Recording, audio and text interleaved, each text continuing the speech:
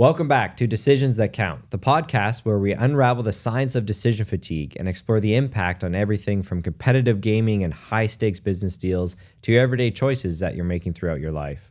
We're your hosts, and I'm Dr. Sean Watson, a neuroscientist and entrepreneur. And I'm Michelle, a mom, marketer, and self-optimizer. Together, we delve into how brains make decisions and how to optimize that process for peak performance. Today, we're taking our exploration of decision-making global. We're joined by an expert who has navigated the world of finance across continents, building a career that spans Sydney, Singapore, London, and even the Bahamas. He's a master of building global relationships and connecting capital with unique investment opportunities.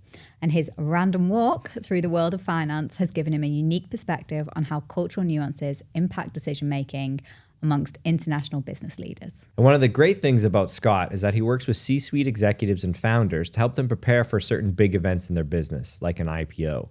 And as an entrepreneur, I know that this massive foundational shift for an organization, one that many leaders are not ready for. So I'm going to grill Scott for any and all insights he can provide us, especially in the context of how decisions are made, the good and the bad. So please welcome the partner of Tribeca Capital, Scott Clements. Scott, it's fantastic to have you on the show. We're so excited to dive into your experiences and learn how you've mastered the art of decision-making across cultures. Thank you. Mastered is a very big word, but thank you. This is my first podcast, so please be gentle. Probably means it's time to short podcasts if I'm a late adopter for technology. So our first piece of financial advice. But also, we're saving the best till last, right? It's time to start getting the really good people on.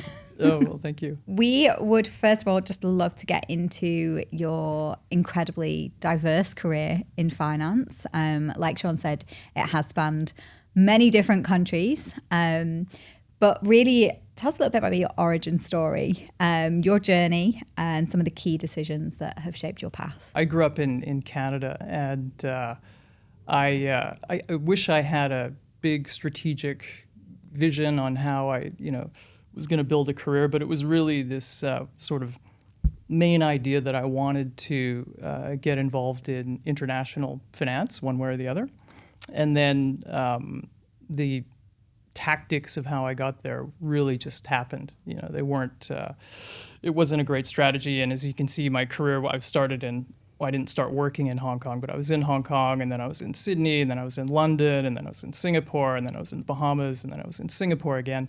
So it just sort of happened, but it's been a lot of fun, and I wouldn't have changed anything. What was the decision process between jumping from so many different countries? I guess I like trying new things and starting new businesses. That was a big part of it. And really an openness to see new places and try new things and live in different cultures. I think I would have been a bit bored if I would have stayed in Canada for 30 years in finance, to be honest. So Scott, some of the positions you held, can you kind of give us high level though? Because I'm going to start grilling you on obviously decisions and decision fatigues, but I know you've seen, and especially with your current job, you're able to have massive exposure to different aspects in business and finance. Maybe just to set some foundations though, so what path did your career take in regards to your responsibilities? At least the ones you want to tell us about. Yeah, well, all that money laundering, that was really big stepping stone. No, so I just, I started working for one of the old English merchant banks in Sydney, and as a graduate trainee, and then they moved me to London, and then I joined a Canadian bank who moved me to Singapore, and I think one of the important things was I think you need to keep learning in finance because the industry changes, and it's the same as technology and every other industry. I think if you are set in one job with one skill set, it's quite dangerous, and you need to keep learning and evolving, and so I was lucky enough to be able to do that, and I think also you learn that when you help other people, it tends to come back in different ways. And so I had examples of that where I would help out without getting much for it in the near term, but it came back later on with a job offer or something like that. So really don't feel like I have the right to give anyone career advice in finance, but a willingness to keep learning, and I think karma does definitely play a role, and a lot of luck too, for sure. So sorry, I've got to ask, like, what type of roles were you doing? So were you brokering deals? Were you running businesses? Tell us a little bit more. I think about those. mostly just lunches. Lunch is very important.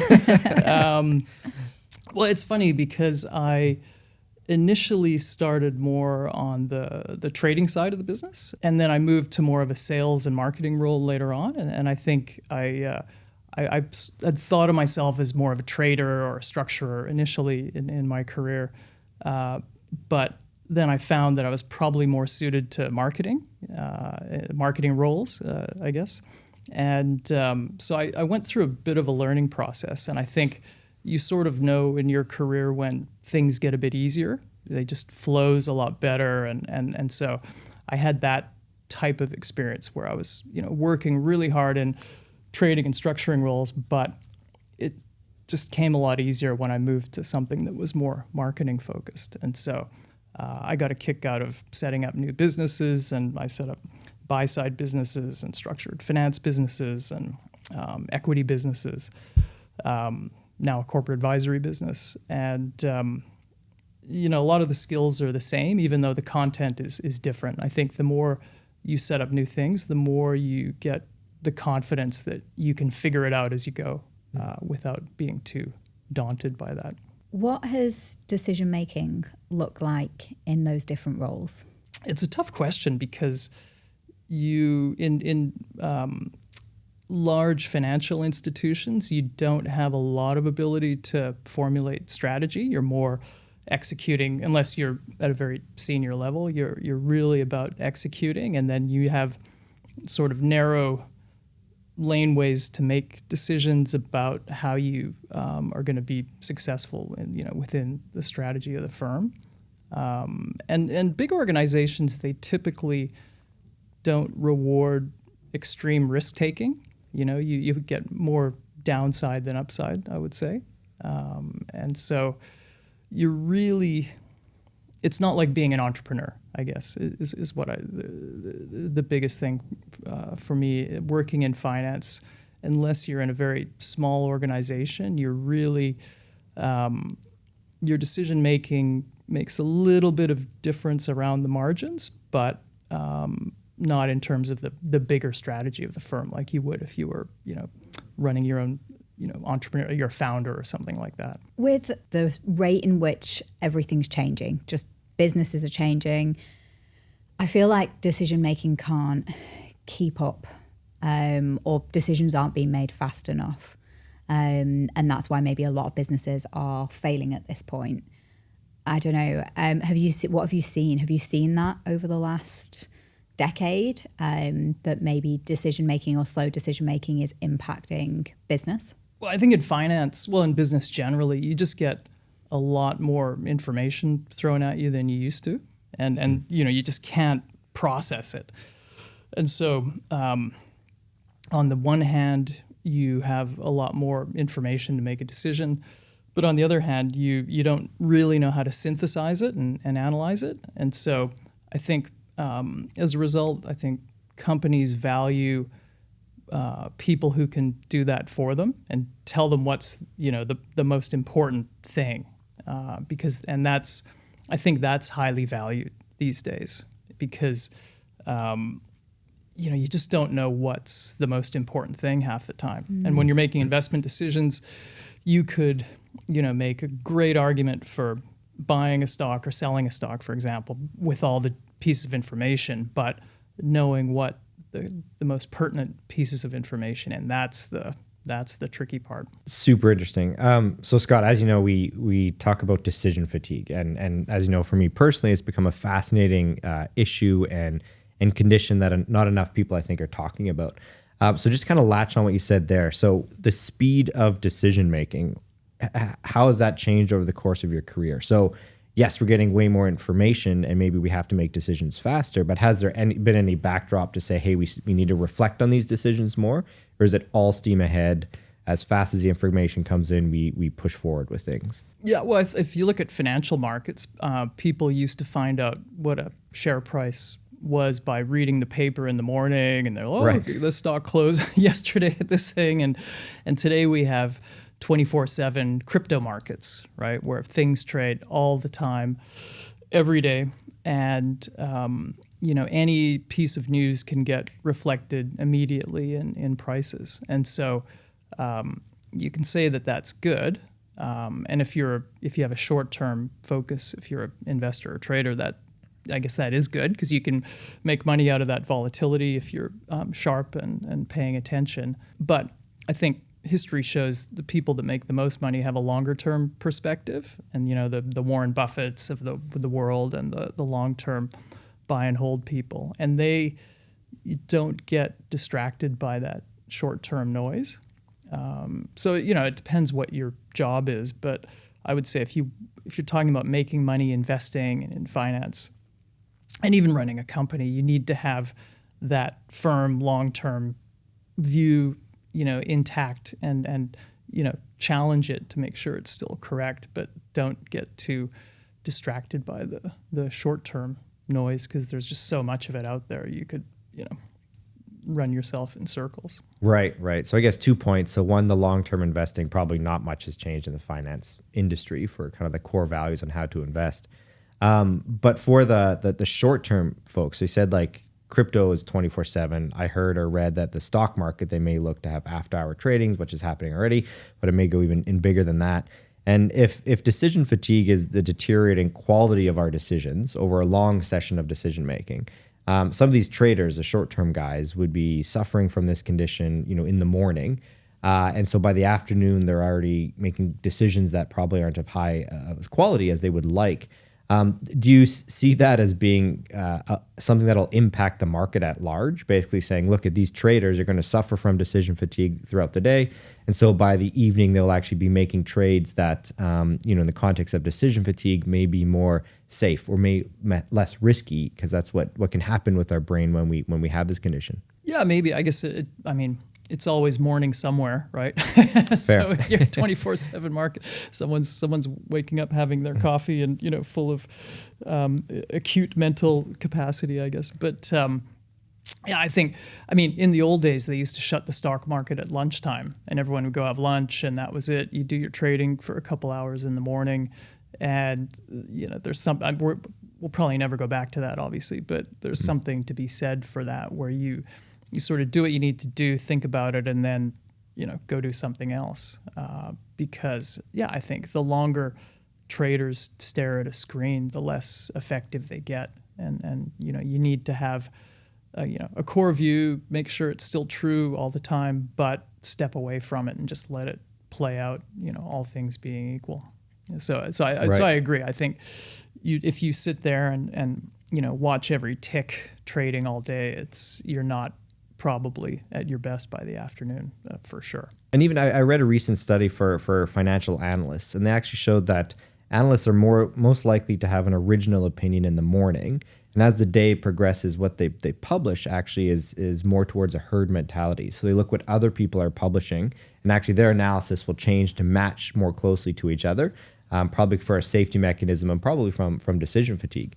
What I found interesting, though, is a comment from the author in the paper said that it's already priced in. So people already know that analysts later in the day will be less risky than the analysts in the morning.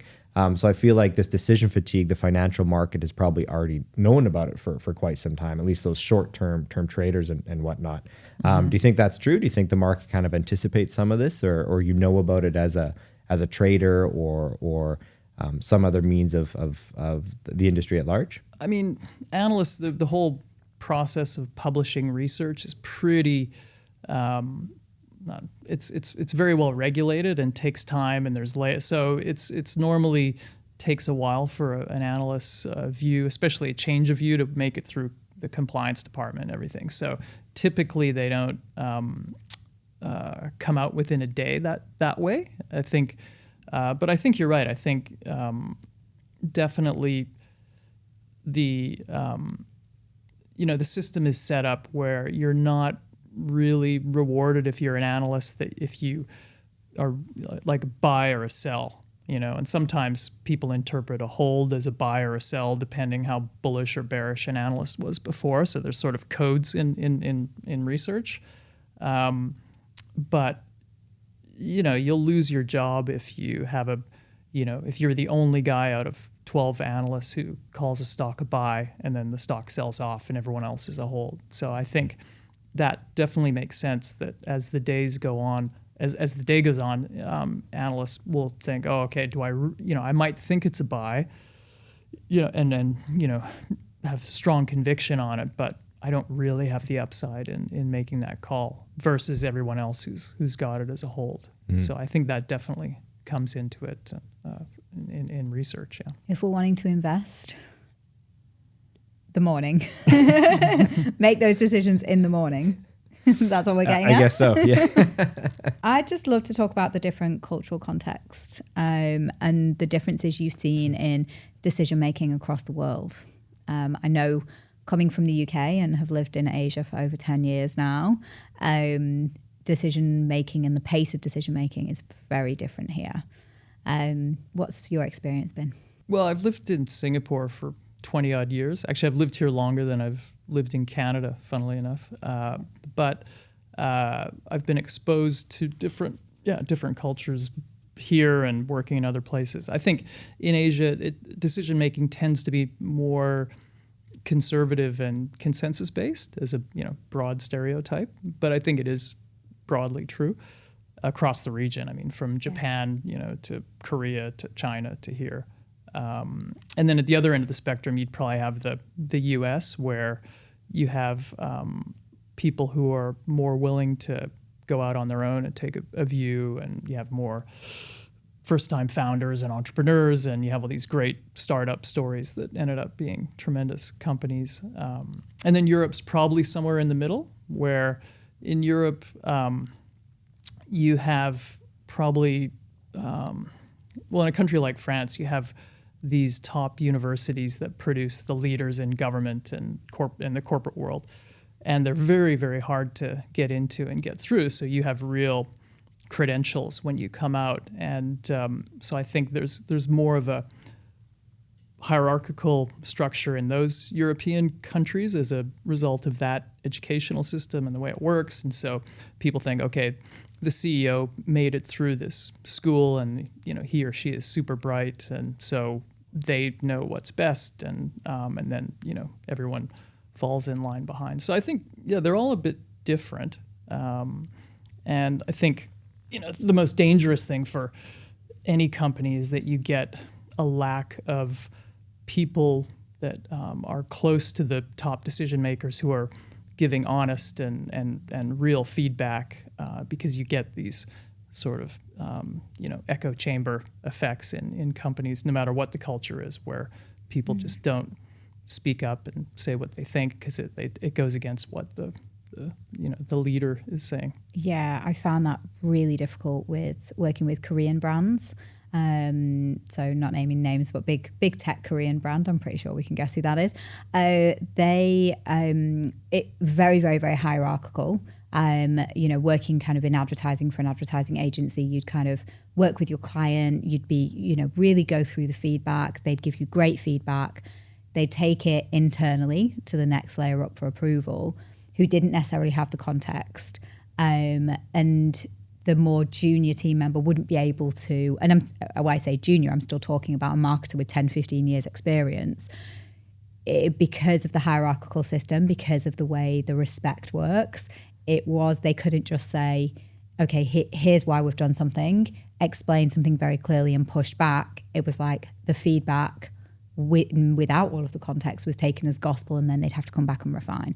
And this would happen every single time you get up. So it'd take a year to get a piece of work signed off because of that hierarchical kind of way they worked, because of the respect, because of not wanting to push back, not wanting to sell ideas, and because of you thinking your boss knows best. And so really, really, really challenging, and challenging to do anything innovative or anything really progressive, because if they didn't have that understanding, they're again seen as a risk. So they're very risk averse. I found it really difficult versus maybe working with a US brand where they were a lot more, you know, everybody's kind of opinions were heard. There was a lot more pushback. There was a lot more kind of fighting for your decisions and to be heard, and decisions were made very quickly. I wonder if there's so just going back again to decision fatigue, and one of the consequences can be this default decision making. So we'll make a decision that's going to be more unconscious, but it's going to be something that we perceive to be the safer decision. Culturally, that can mean very different things. So I wonder, in hearing both of you here in Asia, that could actually be delaying a decision or passing it to a superior. Whereas maybe in North America or the US, it may actually be making a gut decision without potentially having that reflective period over it. Do you see that culturally? Do you think it could, the safer decision could be different depending upon the business environment? And you've worked with Disney and big brands before, I know, and from your experience too, Scott. Well, I think it doesn't matter which culture you're in. I think big companies have this built-in aversion to taking risk, you know? And so if you have that structural feature and then you add on the human condition of decision fatigue, it means that, you know, you have to work really, really hard to be innovative and you know, get these things to happen in that type of organization because, you know, the odds are stacked against you, right? And so, you know, risk is that you fall back to your, oh, this is the way we've always done it, and oh, you know, this young startup, they're not a threat. We don't have to worry about them, and then, you know, next thing you know, you're in a really bad place, and you're, you know, having to make crazy knee-jerk reactions because you've backed yourself into a corner, and you know, you're no longer relevant in the market because you just haven't been able to change, and no one's felt the need to step up and say, hey, you know, we need to take this seriously. It's a real threat. I think everybody's response to decision fatigue is a little bit different. So I remember kind of when I was working at Disney, we did, everyone who was in leadership went on a workday kind of workshop, and everyone had to kind of fill out this very intense personality type kind of quiz, and you each got given kind of a colour where you were on the colour wheel.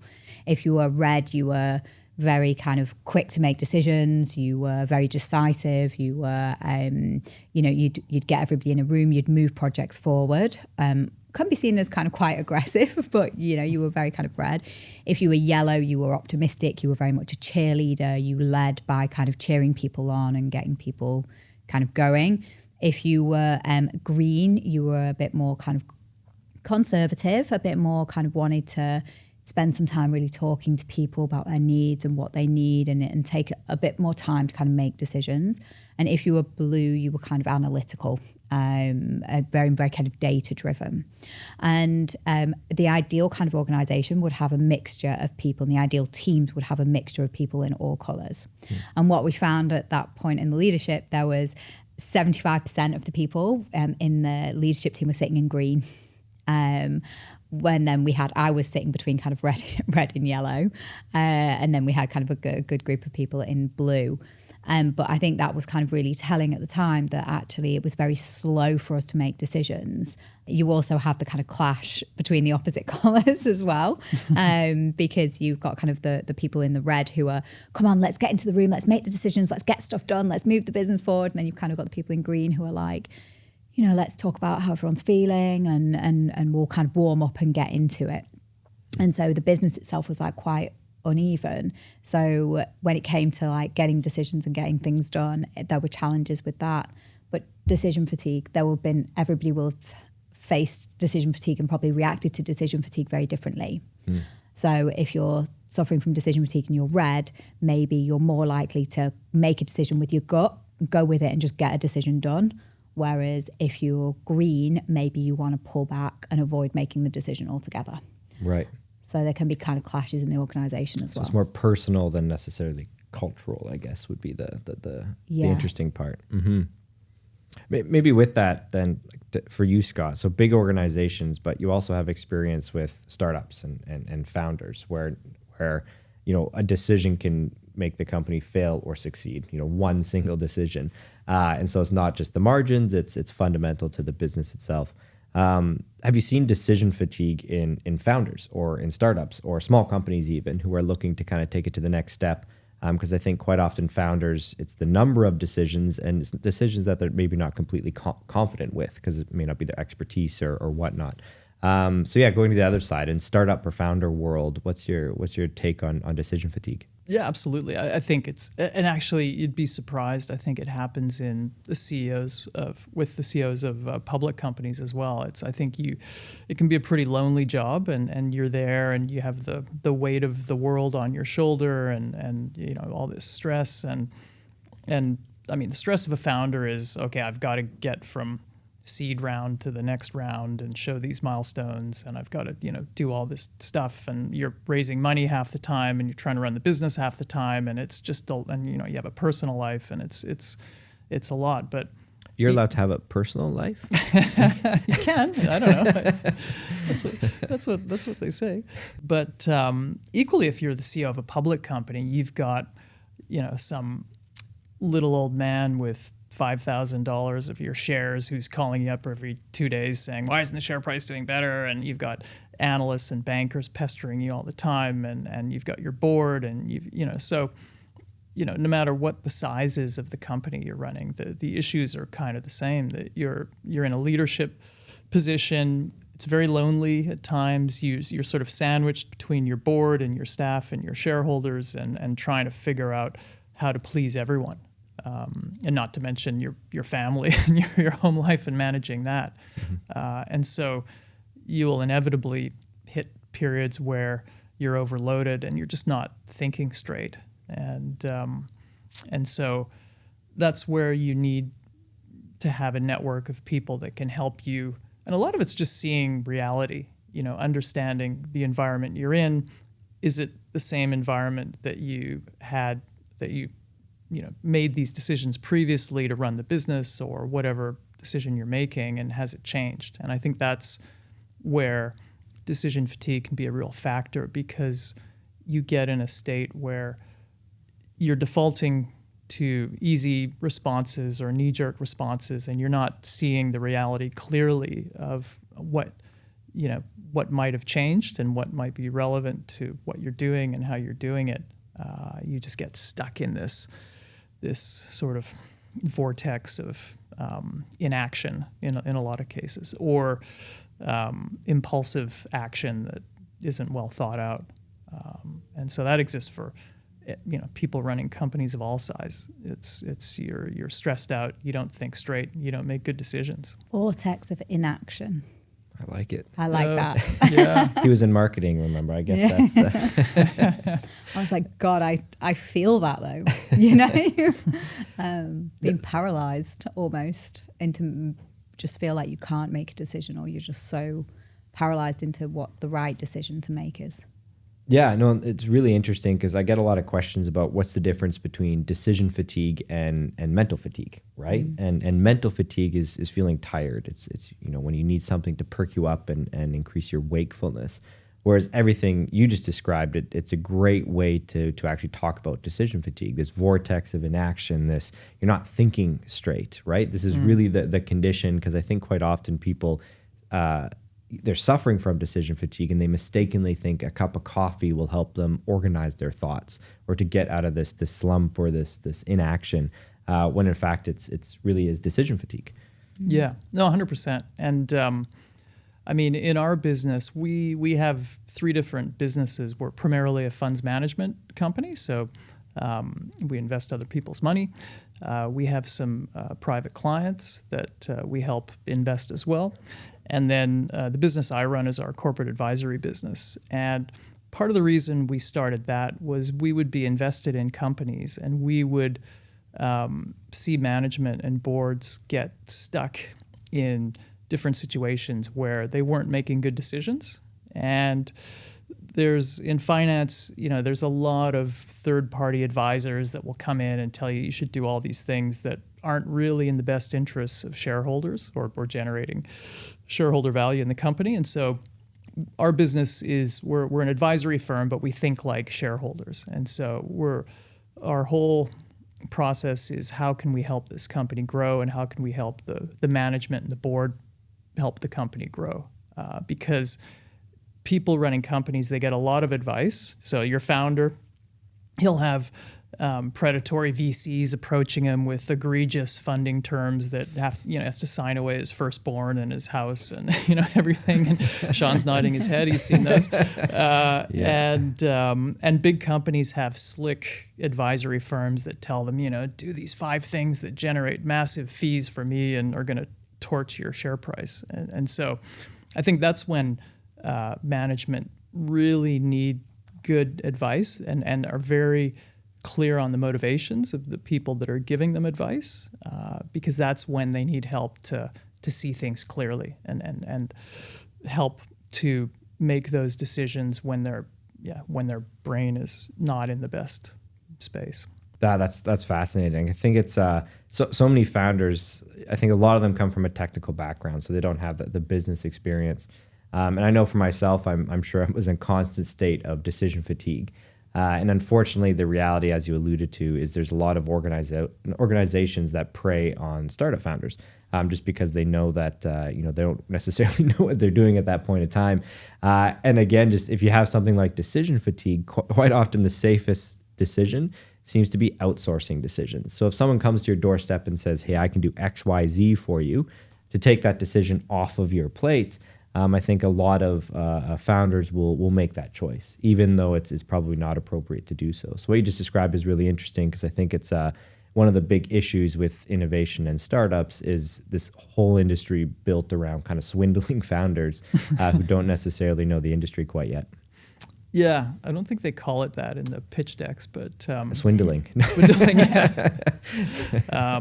Well, it's not the fault of the founder. Most people, they come from a background of whatever business they're running, and they don't understand the capital markets piece at all, because they don't have the experience in it. And so that's what we do as a firm. We come in and we are experienced capital markets people, and I couldn't tell anyone how to run a company, in a real business. But we understand how that other piece works. And if you want to have a successful experience running a company, you need to get the capital markets piece right as well as the business piece right.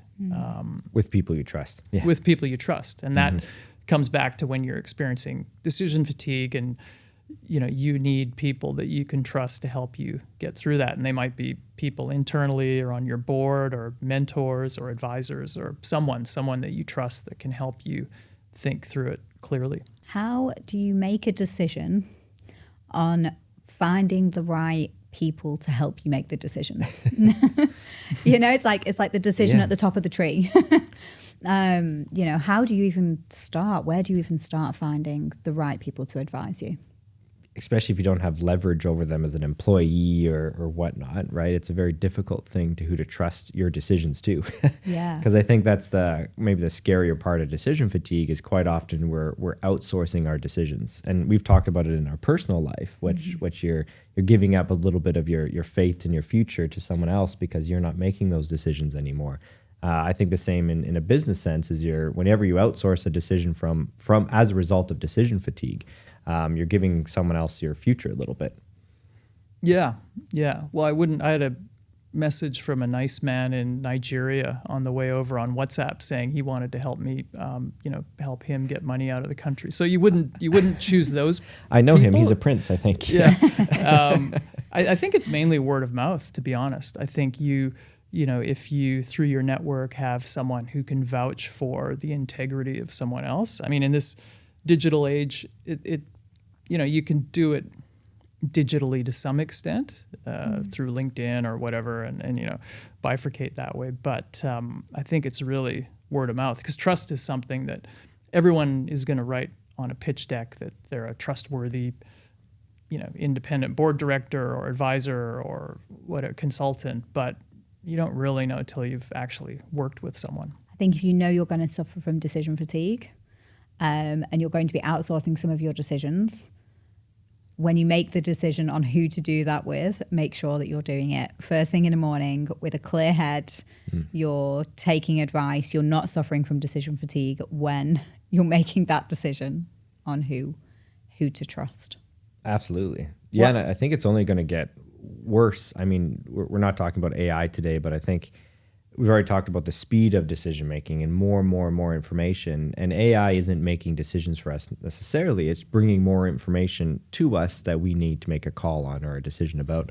So I think it's only going to get worse with time. And the group that we've talked about, founders and entrepreneurs, are probably one of the most susceptible groups to decision fatigue. We talk about outsourcing your decisions. I think a lot of people now are outsourcing their decisions to AI. And you can input all of that data, whether it's marketing or finance, and you're saying, right, distill that down. What are the 5 key things that I need to take away from this? Fair point. Okay, and I even sometimes ask AI, I'm like, okay, I've got a YouTube video. Give me 10 titles for the YouTube video. Okay, what's the best top 3 and why? What's going to deliver me the most results? And I'm asking it to make the decision for me. But look at the speed of, you still have to make a decision. It's just now you have to make decisions faster. So before it may have taken you 4 hours to come up with a title for your YouTube video. Yeah. Now with AI, you have to make a decision on it in 6 minutes, right?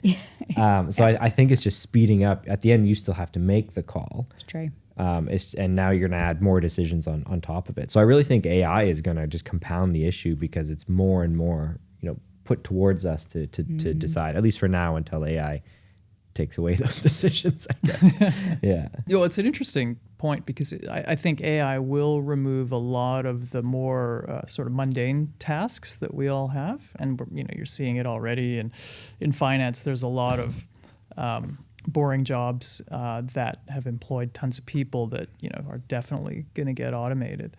But it's also that you can't go 12 hours a day making novel creative decisions nonstop. You need some downtime. So and sometimes those mundane tasks fill in the gaps in the day when you're just your brain's done and you need a break, and okay, I'll do my expenses, or I'll do this thing, or what, and so that's I guess unless we're all going to have a lot of leisure time. But even if you have leisure time, then what are you going to do?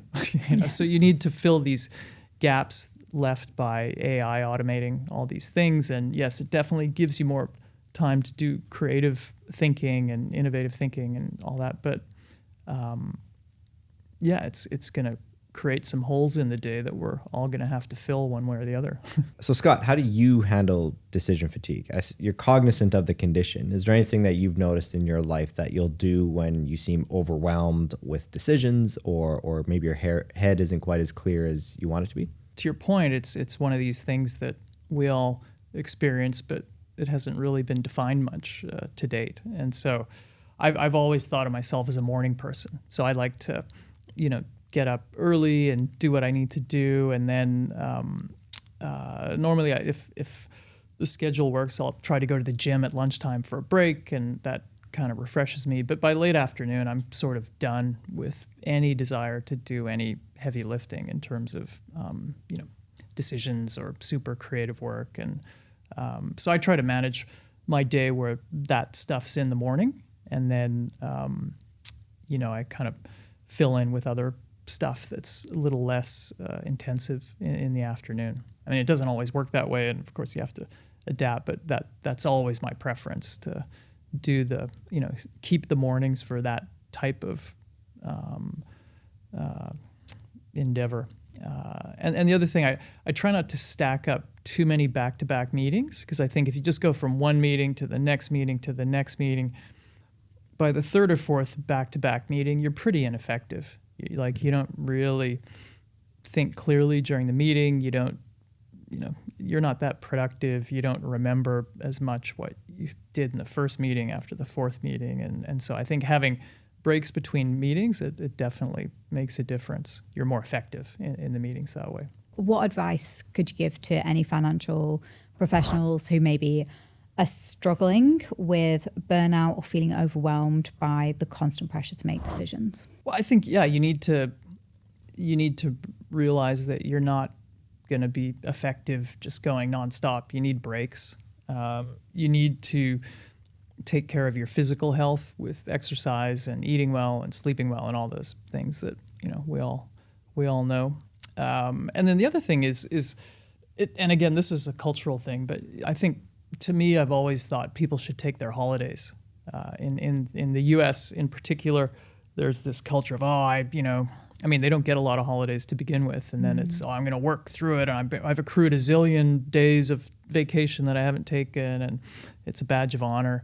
But whereas in Europe, everyone takes the month of August off. I mean, in Australia, they're kind of like Anglo-Saxon Europeans, because the month of January you could, swing a dead cat around downtown Sydney and you wouldn't hit a finance guy because they're all at the beach. And so I think, but you need that downtime, to me. Like, you need time to just reload and do something else, and try not to think about all the to-do lists that you've been working on before you went, because you're just much more effective when you come back. And more importantly, if you don't do that, then you will burn out at some point, and you'll end up in a convalescence somewhere, and it's not good for you or the company. So I've always thought people should take their holidays, and if you're a regulated finance person, most regulators say you have to take 1 or 2 weeks of break, and that's more for make sure you haven't been cooking the books. But it's actually a good practice, because you're cut off from work.